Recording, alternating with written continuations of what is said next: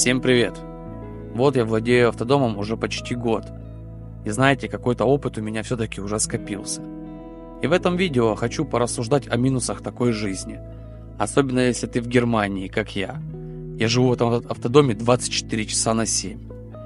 Это видео я совместил вместе с влогом. И вот сейчас сижу на парковке магазина и делаю этот ролик для вас. Если вам будет вдруг неинтересно смотреть влог, я добавил тайм-коды, где вы можете перейти сразу к минусам такой жизни. Раньше я говорил о проблемах в путешествии, то сейчас, когда остался я один в Баварских Альпах, у меня образовались новые минусы такой жизни. Я с ними сталкиваюсь каждый день и хочу вас подготовить к этому.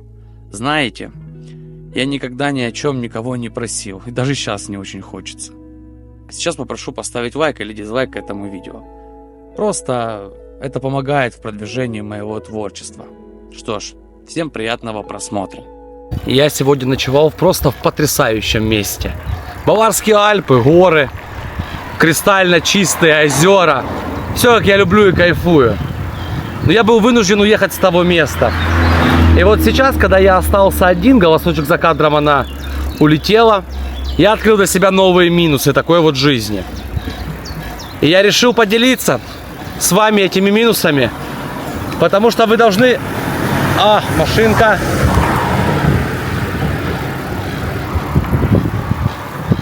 Потому что вы должны понимать, что вас ждет вот в жизни такой вот кочевника. Так что давайте доберемся до какой-то хорошей точки и поговорим по этому поводу.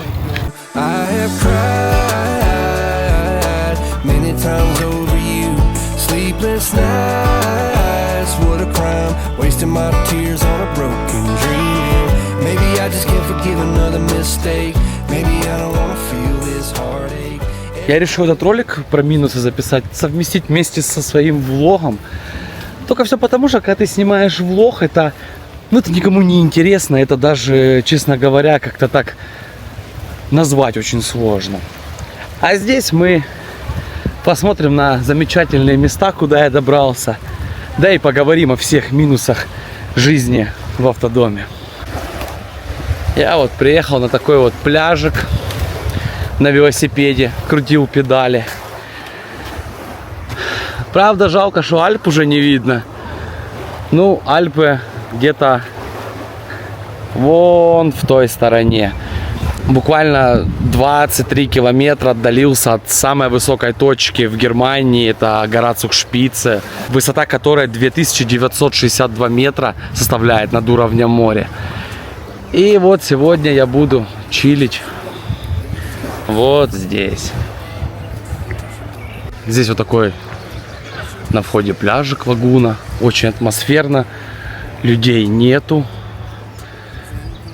Не знаю почему, разгар сезона, а людей прям практически вообще нету. Там присутствуют туалеты, кофейные автоматы, автоматы с лимонадом. Все есть. И здесь вот так людишки отдыхают.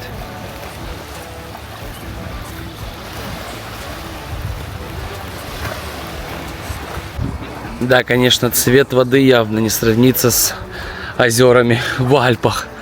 Там кристально чистая вода. Здесь, даже не очень хочется купаться. Я вчера катался на велосипеде и заехал на озеро Айбзе. Это в районе горы Цукшпице.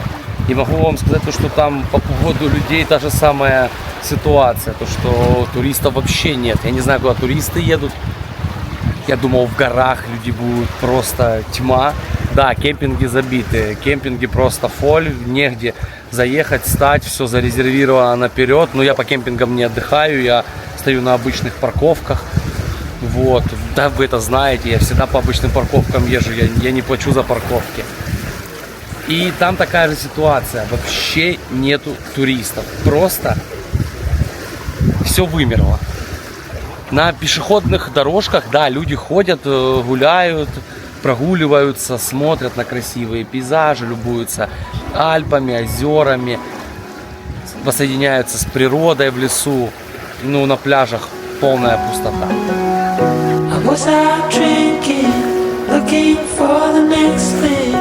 Couldn't really say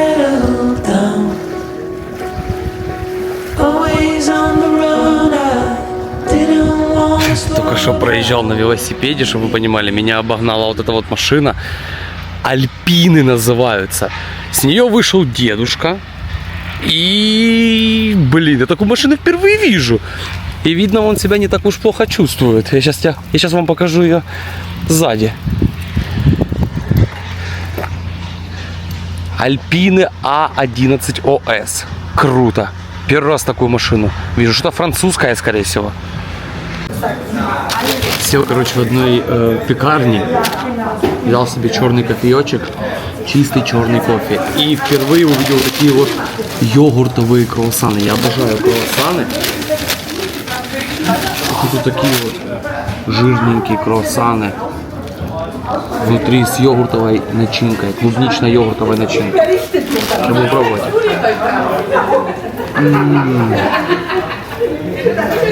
Это шикарно. Я вам однозначно рекомендую попробовать. Это очень вкусно.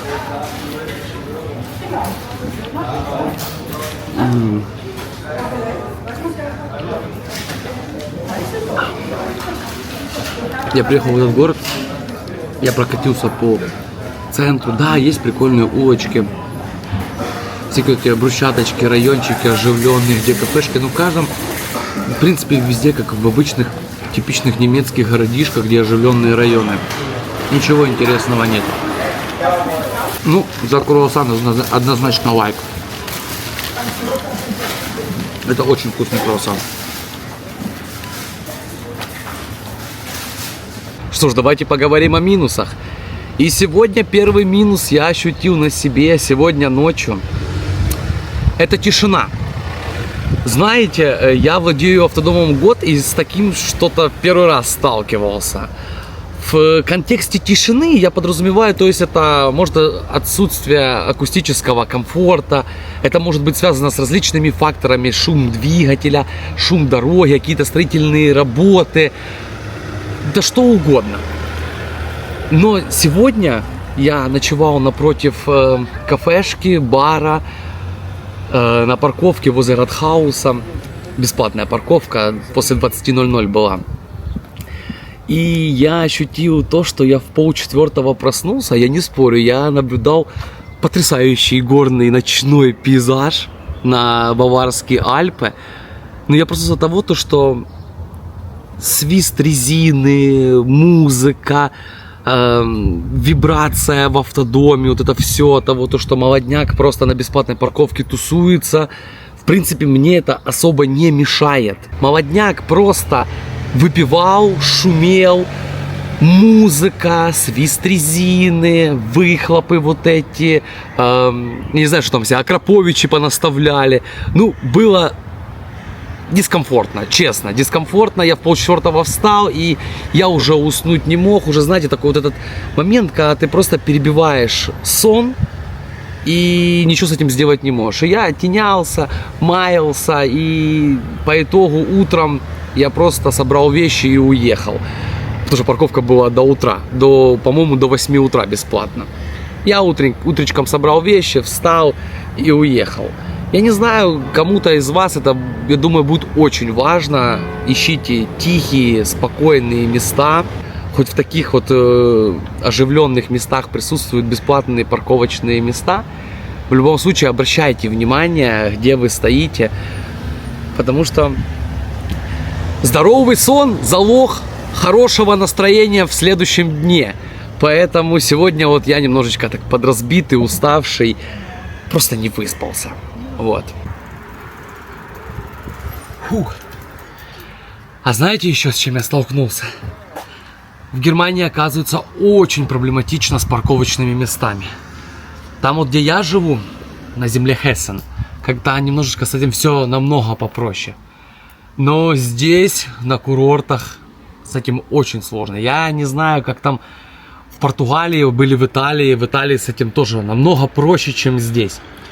И сегодня для того, чтобы просто выспаться, я стал на кемпинг. За кемпинг заплатил 5 евро. Сейчас покажу вам. О!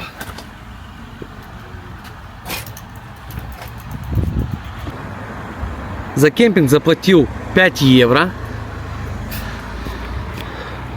Он находится на вокзале.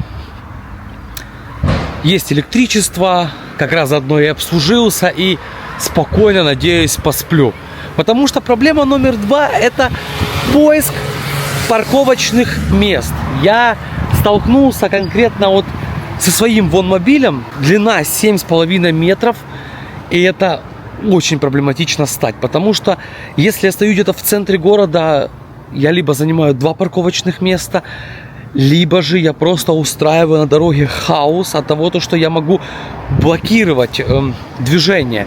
Потому что в Германии в оживленных районах есть множество таких красивых, симпатичных, узких улочек, где мне хотелось бы встать, погулять, но я не могу себе это позволить. И бывает такое, что я могу по 15-20 километров вот так вокруг ездить, смотреть просто, где приткнуться.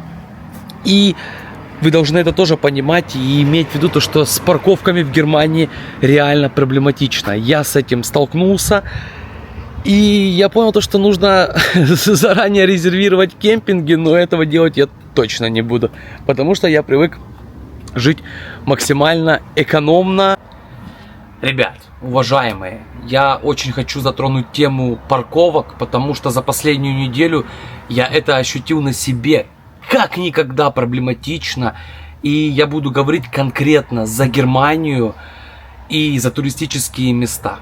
Вот, поэтому лично для меня основной проблемой с парковкой автодомов в Германии связано с тем, что просто максимально ограниченное количество таких парковочных мест, где можно просто остановиться, поменять кассету, набрать водички, спокойно, в тишине, после дороги лечь, отдохнуть, выспаться. Кемпинги бронировать, либо снимать, во-первых, дорого. Давайте будем честны и откровенны. В туристических местах, вот я был на Цугшпице, самый дешевый кемпинг 40 евро. И все максимально забито. Я не готов платить такие деньги. Я не знаю, как вы. Если вас это устраивает, такой прайс, то хорошо, пожалуйста. Надеюсь, вы хорошо отдохнете. Я не готов за это платить. Я выбираю бесплатные парковочные места, парковки, где я могу спокойно отдохнуть в тишине. И есть строгие правила парковки, которые не всегда очевидны для иностранных туристов. Может, не все понимают немецкий язык. Я приехал с Украины, я еще не до конца выучил немецкий язык, не все понимаю еще. Также зачастую возникают проблемы с размещением автодомов, длинные автодома. Вот у меня 7,5 метров, это просто для меня хаос, если я заезжаю на какую-то узкую улочку, потому что в оживленных районах хочется погулять, хочется посмотреть на эти оживленные районы, ознакомиться с историей немецкой, потому что немцы сохранили эту историю. Эта история интересная, это история наших всех предков. И не хочется бить лишний раз свои ножки, если ты становишься где-то за городом, либо за деревней 5-10 километров. Хочется поближе, поближе к оживленным местам. И если я паркуюсь, например, в оживленном районе, либо в узких улочках, то начинаются такие инциденты, как вонмобиль большой, длинный, я могу перегородить дороги, я начинаю немножечко по этому поводу нервничать. Давайте будем разбираться по порядку, потому что я начал уже говорить за узкие улочки, за длину автодома, где, как я паркуюсь. Ну, это как бы мои минусы, но я хочу в этих минусах немножечко с вами разобраться. Лично вот для меня за последнюю неделю стало немаловажным то, что есть ограниченное количество парковочных мест. В Германии существует дефицит. Вот вы хоть спорьте со мной, хоть не спорьте, но он есть. Особенно для больших автодомов. И, например, вот в таких туристических местах Баварии, Баварские Альпы, либо на Балтийском побережье. Я был и там, и это была проблема. Нужно было кемпинги арендовать, снимать, и за кемпинги, естественно, платить я не хочу. Разрешения и правила парковки. Хотя автодома парковать можно на общих парковках, как обычный легковой автомобиль, если нету никаких запрещающих знаков. Но стоит не забывать о том, что существуют разные правила в разных регионах и в разных муниципалитетах, которые могут реально отличаться. Например, запрет парковки на тротуарах, в местах для инвалидов, на автобусных остановках и так далее. Естественно, мы там парковаться не будем, но все же они отличаются. Где-то есть разрешающий знак, где-то нету. Стоит на это обращать внимание. Проблемы с большими автодомами. Узкие улочки и небольшие парковки в исторических местах в центре города. Хочется погулять. Вот как ни крутите, погулять хочется, и далеко идти тоже не хочется. Поэтому приходится чем-то жертвовать. Штрафы. Штрафы могут варьироваться от 10 до 300 евро. Я вот вам приведу пример. Я был на Цугшпице буквально позавчера. И стоял знак сразу о том, что если вы не платите за парковочное место, не покупаете тикет в автомате таком, знаете, был автомат, где продается водичка, где продаются там всякие сухарики, всякие, приколясы вкусные, то там продаются тикеты по 15 евро. 15 евро вроде немного, но там 15 евро, там 15 евро, там 15 евро и уже 50 евро выходит. Штраф составлял 300 евро за то, что я просто стал там. Естественно, я развернулся, собрал все свое барахло и быстренько спетлял отсюда. Дикий кемпинг. Дикий кемпинг в Германии запрещен. Но стоит помнить о том, что вы можете стать, если нет запрещающего знака, но не раскладывать свое барахло. Здесь будьте внимательны. А также существует нехватка информации. Часто иностранным туристам сложно найти актуальную и полную информацию о парковках, о правилах парковки этих автодомов, и что может приводить к ошибкам и к проблемам, и нужно быть внимательным. Поэтому я хочу вам дать парочку маленьких рекомендаций, которые вам пригодятся в своих последующих путешествиях, либо вот таком отдыхе, жизни кочевника, как вот происходит это все здесь у меня. Планируйте маршруты заранее. Используйте приложения и карты, приложение Park4Night. Приложение отлично подходит для новичков. Там есть все парковки, все кемпинги. Хотя зачастую не совпадают с теми правилами, когда ты приезжаешь туда. Если едешь на парковку, написано то, что Kostenlos, то ты приезжаешь и можешь заплатить 5 либо 10 евро. Нужно быть готовым к сложностям. Изучайте правила парковок перед вашим путешествием, перед вашей поездкой.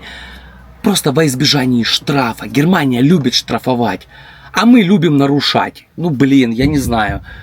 Так получается. Хоть ты и делаешь это не специально. И стоит не забывать то, что, ребят, нужно оставаться людьми и соблюдать чистоту и порядок. Вот так вот с парковками и получилось. Куда бы я ни приехал, мне нужно было просто обкатывать все вокруг, колесить, искать, где я могу припарковаться, где я могу приткнуться, где же я могу просто спокойно переночевать и погулять. Но именно вот в туристических местах с этим была проблема. Я не знаю, как в других странах. Я был в Италии с этим проблем, например, не было. В других странах, там Португалии я тоже не был, во Франции я не был, но могу точно сказать то, что в Германии вот вышеперечисленный ряд однозначно присутствует, который нужно соблюдать. Ребят, давайте ехать дальше, к следующему пункту. Не просто так вам показываю кондиционер, потому что он у меня есть. И это для меня стало очередной проблемой, минусом вот такой вот жизни. Находиться в автодоме невыносимо. Я любитель спать с открытыми окнами, люблю свежий воздух, но эта консервная банка так нагревалась, что здесь просто невозможно было находиться. У меня солнечных панелей нет. Я задумываюсь о том, чтобы их поставить, но пока мои финансы не позволяют мне приобрести панели и поставить. Хоть в автодоме у меня установлено зарядное устройство Renogy, я сейчас вам его покажу. Только говорю сразу, на беспорядок не обращайте внимания. Оно оснащено встроенным контроллером для оптимизации заряда от солнечных батарей. У меня вот здесь обувь хранится. Во, оно, видите, оно у меня не подключено. Вроде осталось дело за малым. Купить просто солнечные панели. но никак руки до этого не дойдут. И я вам скажу то, что я реально мучился и страдал, потому что я спасался только тем, то, что я открывал окна и делал какой-то себе сквознячок, чтобы здесь просто выжить. Но ближе к ночи я специально даже еще трупы не убирал, чтобы вы понимали. Вот такие комары залетали со всякими светлячками, мошкарой, со всеми. Сейчас покажу. Я их тут прибивал. Тут. Вот это мне надо уже будет чистить. Я просто специально это все оставлял, чтобы вам ролик отснять и показать. То, что здесь целая была война с этими комарами.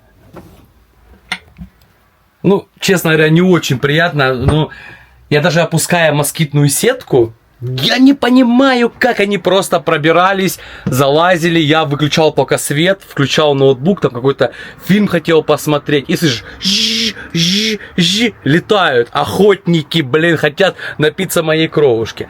Ну, я оказался сильней. Я ликвидировал их всех. Поэтому сетки не помогают. Не все так просто, как хотелось бы. Хотя я вообще постоянно сплю с открытыми окнами. Еще голосочек за кадром постоянно бубнит. Закрой окна, спать невозможно. Не знаю, ты ж наслаждайся этим. Ладно, едем дальше. Вот даже сейчас, смотрите, уже полно мух летают. Не знаю, видно вам или нет. Хоть я и закрыт москитной сеткой, окна у меня все закрыты. Я не понимаю, как они пролазят сюда и обитают здесь. Гляньте.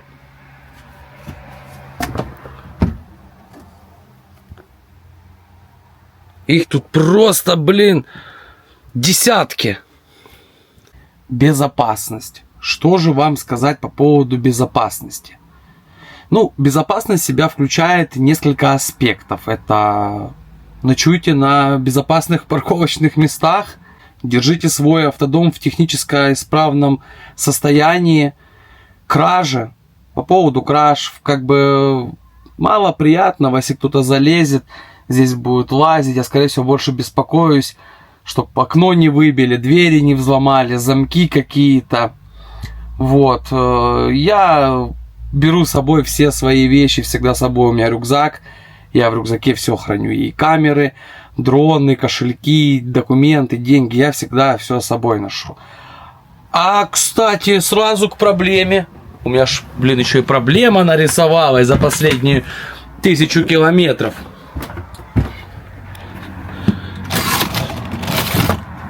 У меня со стороны водителя, чтобы вы понимали,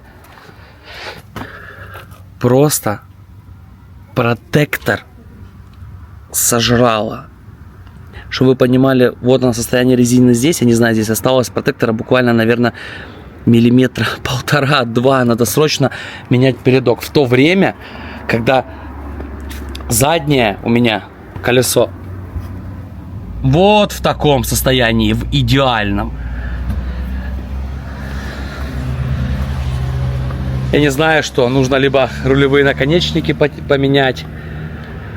Возможно, я, кстати, еще заметил, оно как на парусе едешь. Сейчас вот едешь, как на паруснике. Руль трясет, по дороге немного кидает, даже ветром бывает, подсдувает. И с той стороны резину подъело. С правой стороны, со стороны пассажира, еще более или менее, я думаю, то, что из-за той стороны тянет немножечко и эту сторону. Нужно сделать обязательно развал схождения, посмотреть, что у нас там по ходовой части.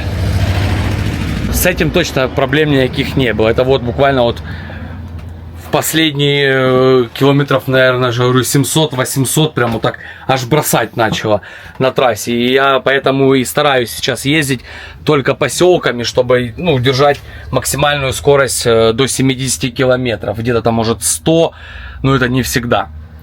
Я в ближайшее время вот займусь этим обязательно. Это проблема. А по поводу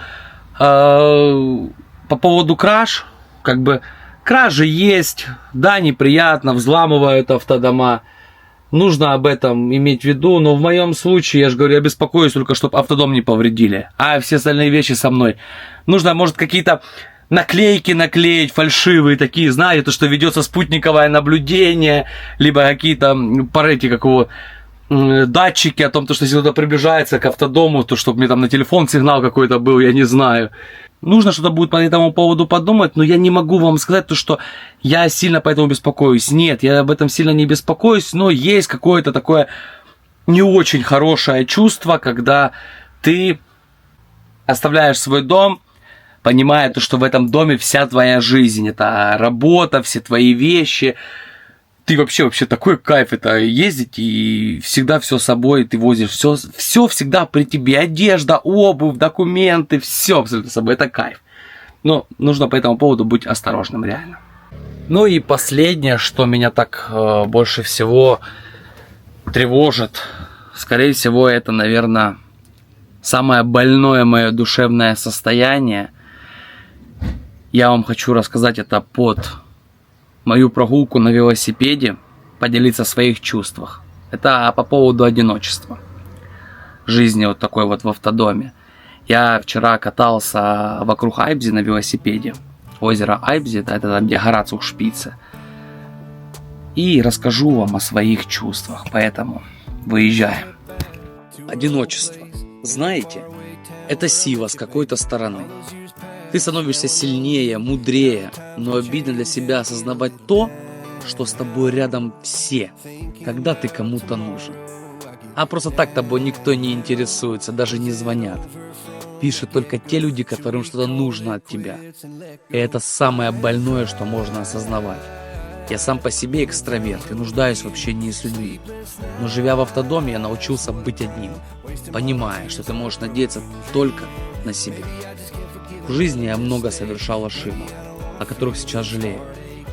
Я не буду говорить о них и вспоминать. Скажу только одно. Такой образ жизни закалил во мне характер. Думать только о себе и о своих проблемах.